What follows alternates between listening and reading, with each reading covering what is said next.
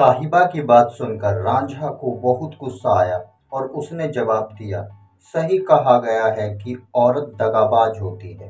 तुम औरतों ने समस्या खड़ी की और मुझे मेरे भाइयों से अलग करवा दिया।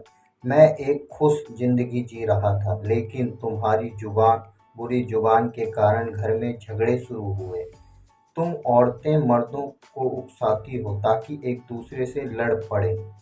साहिबा ने उतनी ही तलखी से उलटकर कहा, तुम बहुत ज्यादा दूध और चावल खा रहे हो, इसलिए इतना घमंड दिखा रहे हो। एक तुम ही हो जो हमारे परिवार पर कलंक हो। अगर घर छोड़ दो और कुछ दिन भूखा मरना पड़े तो तुम्हारी ये सारी भाषणबाजी बंद हो जाएगी। तुम आलसी हो और किसी काम के नहीं हो। तुम गांव की लड़कियों पर बुरी नजर रखते हो। गांव की औरतें हमें खुलेआम कहती हैं कि वह तुम्हारे प्यार में पड़ गई हैं। तुम्हारी खूबसूरती देख ये औरतें उसी तरह फंसती हैं जैसे कि मधु में मक्खियाँ चिपक जाती हैं।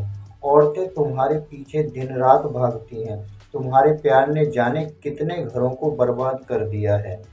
भौजाई की जली कटी सुनने के बाद रांझा और भी गुस्से में आया और जवाब दिया, सारी दुनिया जानती है कि तुम इस गांव की सबसे झगड़ालू औरत हो और तुम इतनी खूबसूरत हो कि तुम्हारे पति को इस बात का भी डर नहीं होगा कि कोई दूसरा आदमी तुमको भगा ले जाएगा।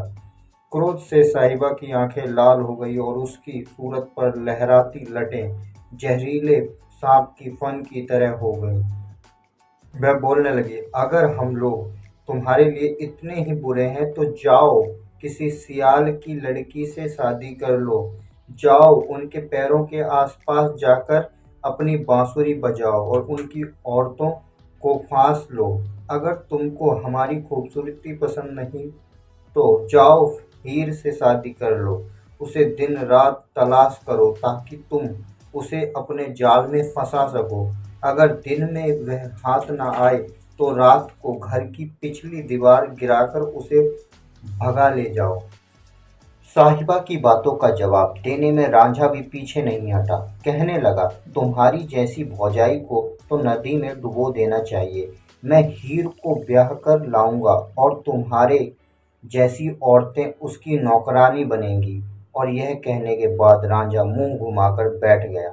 साहिबा उसका कंधा देखती हुई बोली, तुमको अब जल्दी से जल्दी शादी कर लेनी चाहिए, नहीं तो हीर की खूबसूरती मुरझा गई तो बहुत देर हो जाएगी।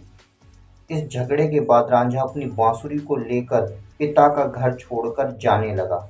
अब वह तख्त हजारा का पानी तक नहीं पीना चाहता था। गांव का एक चरवाहा दौड़ा दौड़ा रांझा के भाइयों के पास गया और उनको इस बारे में बताया। रांझा का अपनी भाइयों और भौजाइयों से फिर सामना हुआ। रांझा के भाई कहने लगे, रांझा क्या हो गया तुमको?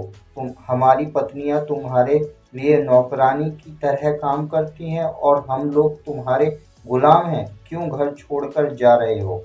भौजाइयाँ कहने लगी, हम खून के आंसू रोते हैं जब तुम हमें कड़वी बातें कहते हो।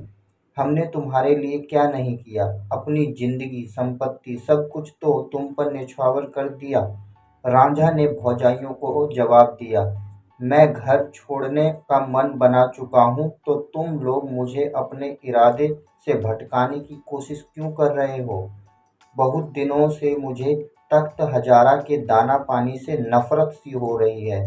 पहले तुम लोगों की जली कटी सुनकर मेरा दिल जला, उसके बाद तुम सबने मुझे मेरे भाइयों से अलग करवा दिया और अब अपना असली रंग बदलकर मीठी मीठी बातें कर रही हो। तुम सब अपने इरादों में सफल नहीं हो सकती। मैं तय कर चुका हूँ कि मुझे पिता का घर छोड़कर जाना है।